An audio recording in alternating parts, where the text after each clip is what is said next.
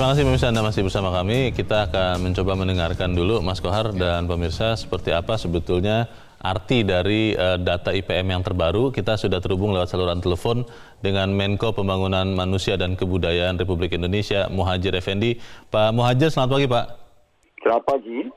Ya Pak Muhadjir, kita melihat angka yang baru saja dikeluarkan oleh Badan Pusat Statistik terkait dengan Indeks Pembangunan Manusia Pak. Ada tetap seperti biasa Jakarta punya IPM tertinggi di kelas provinsi di antara Indonesia, kemudian Papua menjadi relatif yang paling rendah juga. Walaupun kita melihat ada perbaikan atau kenaikan IPM dari tahun ke tahun di Papua, tapi tetap ada kesenjangan yang signifikan. Sebetulnya apakah memang inilah yang baru bisa kita lakukan sekarang, atau seharusnya bisa lebih tinggi lagi Pak, mengingat banyak sekali dana-dana ke daerah yang sudah disalurkan juga salah satunya ke Papua. Bagaimana Pak Muhadjir? Ya, terima kasih. Perlu saya beri penjelasan sedikit ya tentang pembangunan manusia Indonesia. Itu kan indikator makronya 3. Yang pertama itu indeks pembangunan manusia, IPM. Yang kedua adalah penurunan angka kemiskinan. Kemudian yang ketiga adalah semakin kecilnya Gini rasio atau tingkat kesenjangan. Jadi itu yang menjadi tolok ukur pembangunan manusia Indonesia. Kemudian berkaitan dengan IPM, memang betul kesenjangan masih sangat tinggi ya terjadi ya. Misalnya untuk angka kemiskinan itu dari BPS yang paling terakhir kan DKI Jakarta itu tingkat kemiskinannya 3,42 ya, sementara di Papua sangat tinggi yaitu 26,55, memang sangat tinggi. Akan tetapi sebetulnya kalau kita lihat akselerasi percepatan penurunan kemiskinan itu di wilayah-wilayah ini sangat cepat, lebih tinggi dibanding tempat yang lain. Misalnya Papua itu walaupun memang persentase penduduk miskinnya paling tinggi, tetapi penurunan persentase penduduk miskin juga sangat tinggi, yaitu 0,98 persen poin ya. Kemudian Papua Barat juga begitu 0,66 persen poin, itu adalah yang paling tinggi. Artinya apa? Berarti sebetulnya pemerintah selama ini telah melakukan langkah-langkah yang cukup signifikan untuk mempercepat agar wilayah-wilayah yang tertinggal ini segera mengejar wilayah-wilayah yang sudah jauh di belakang. Nah, termasuk kebijakannya. Itu aja yang mungkin. Pak Muhadjir, ada yang bertanya begini Pak, sebetulnya kan kalau melihat apa yang dilakukan oleh pemerintah pusat, itu sudah banyak dana yang diberikan ke daerah, ada dana alokasi khusus, ada dana otonomi daerah, ada dana otonomi khusus bahkan kalau kita bicara Papua, dan itu jumlahnya dari tahun ke tahun makin membesar. Tapi kalau kita melihat kesenjangan itu berkurangnya tidak begitu banyak, tidak seperti yang kita bayangkan dengan banyaknya uang yang digelontorkan ke daerah-daerah yang tertinggal ini. Kalau melihat ini kuncinya sebetulnya ada di mana Pak? Apakah memang pemerintah pusat yang harus turun tangan langsung ke daerah itu, atau pemerintah daerah yang harusnya bisa bekerja lebih banyak lagi? Bagaimana Pak? Sebetulnya kedua-duanya harus didorong ya, tetapi begini masalahnya, wilayah-wilayah itu kan daya ungkitnya membutuhkan daya ungkit yang besar. Jadi kalau saya boleh pinjam istilah ekonomi ada capital output rasionya. Jadi modal yang dibutuhkan untuk menghasilkan yang sama dengan tempat lain itu mereka lebih besar, bahkan berlipat ganda gitu. Karena itu sebetulnya anggaran pemerintah pusat khususnya yang diarahkan ke wilayah-wilayah itu jauh lebih besar dibanding wilayah barat. Hanya karena memang salah satu tolok ukurnya itu adalah rasio jumlah penduduk dengan jumlahnya uang, maka tetaplah Jawa ini misalnya tetap mendapatkan alokasi besar karena jumlah penduduknya memang besar.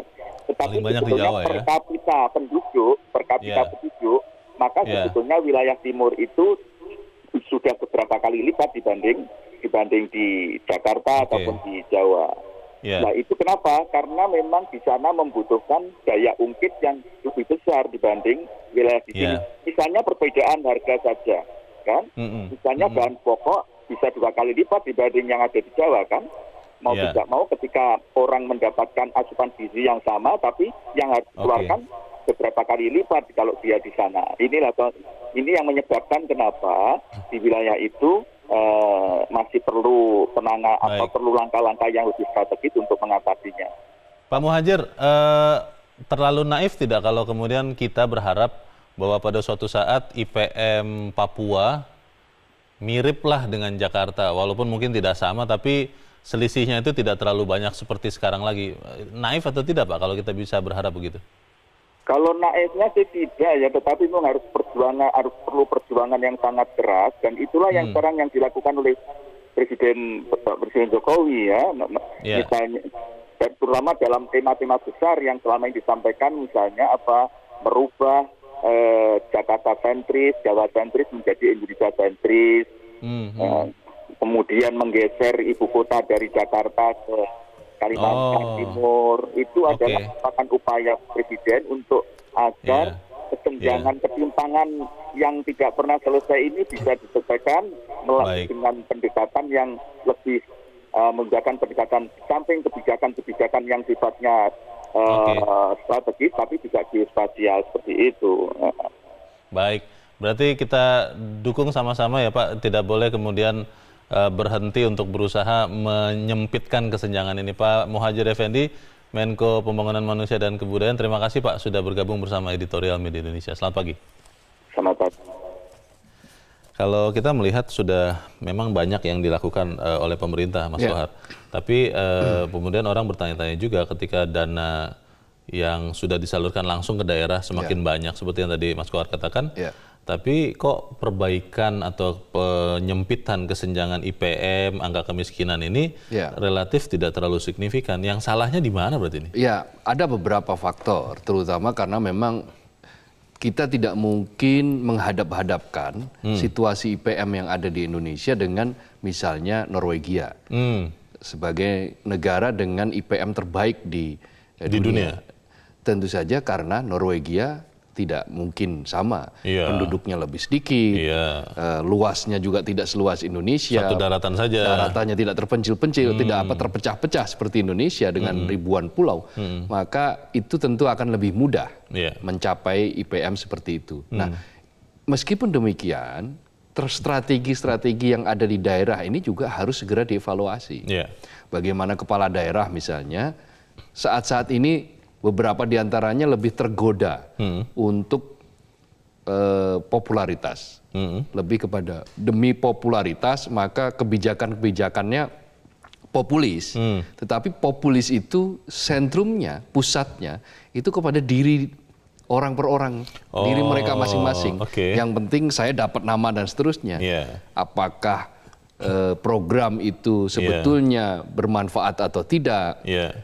Dia cepat mendobrak kualitas manusia atau tidak, itu nanti perkara nanti. Nah, apalagi untuk orang-orang kepala-kepala daerah yang masih mau maju lagi ya. Itu terutama di situ. Maka populisme ini sebetulnya juga menjadi bencana kalau tidak dikelola secara baik.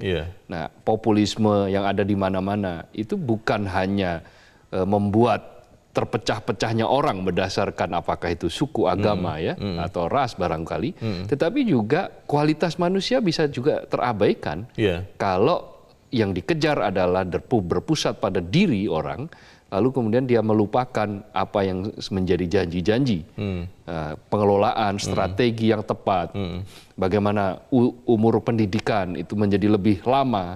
Indonesia rata-rata berdasarkan data BPS kan 8 tahun IPM-nya.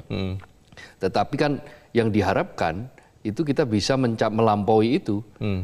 Wajib belajar misalnya kalau sudah 12 tahun ya bagaimana meningkat dari 8 tahun menjadi 12 tahun. Tetapi memang ada kabar baik bahwa sejak 2016 IPM kita rata-rata sudah berada di angka tinggi. Angka 70 sampai 80 itu angka tinggi. Kita itu maksudnya Indonesia keseluruhan? Indonesia secara keseluruhan.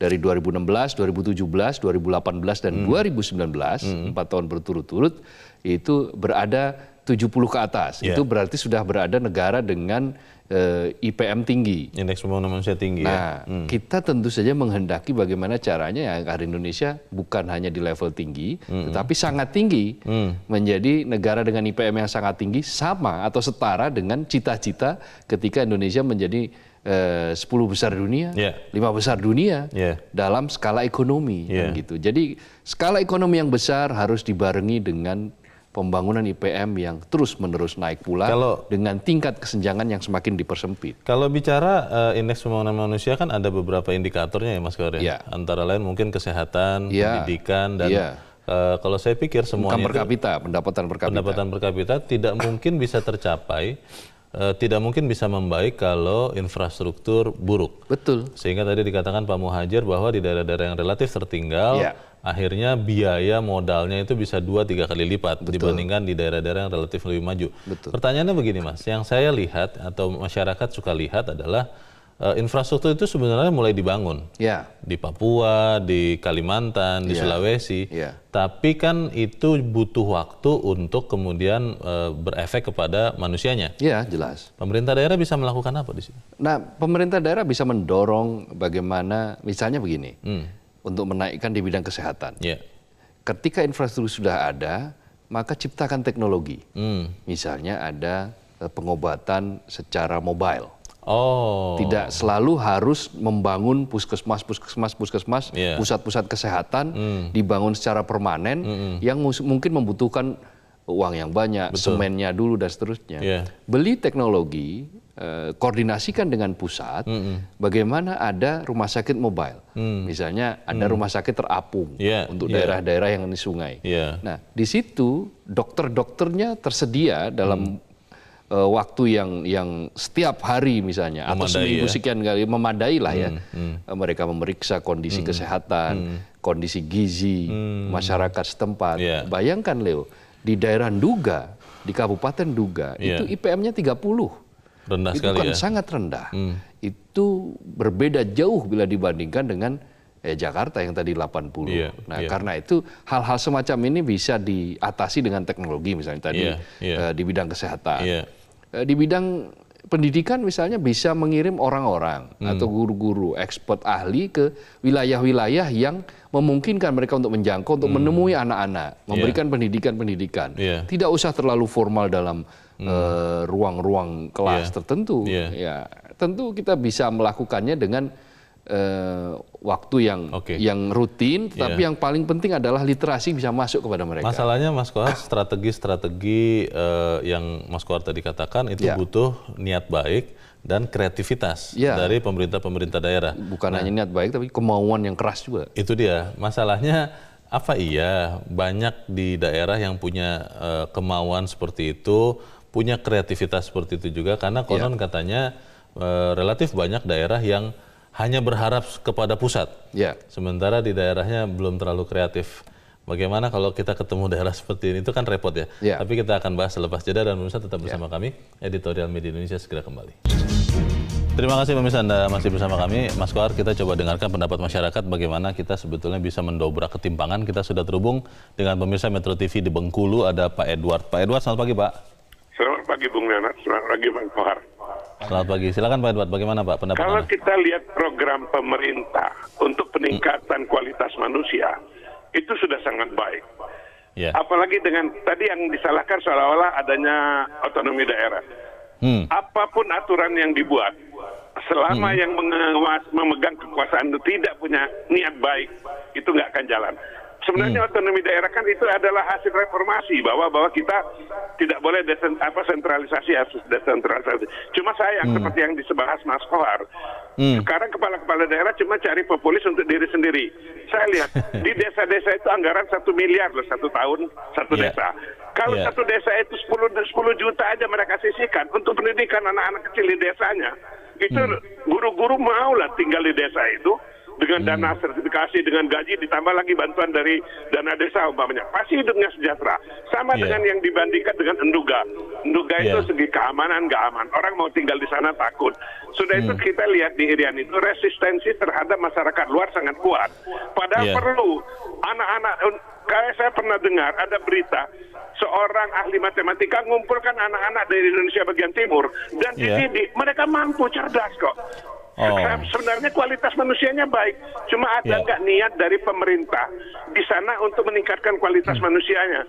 Jangan seperti yang terjadi berita bahwa ada salah satu bupati meninggal di kamar WTS di Jakarta. Nah ini yang kita sesalkan dengan menghamburkan uang ratusan juta.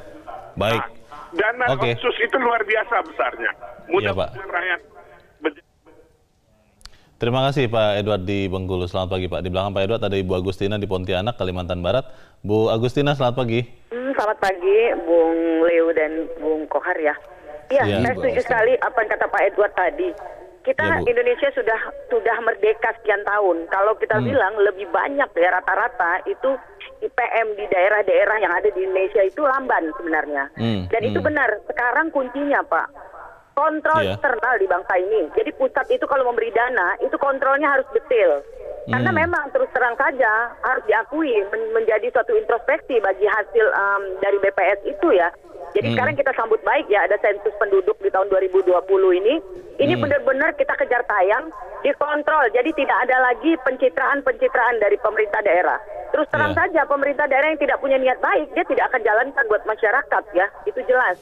Jadi kasihan, betul kata Pak Edward. Anak-anak di daerah itu banyak yang cerdas, tapi kasihan kesempatan belum memihak kepada dia. Karena apa?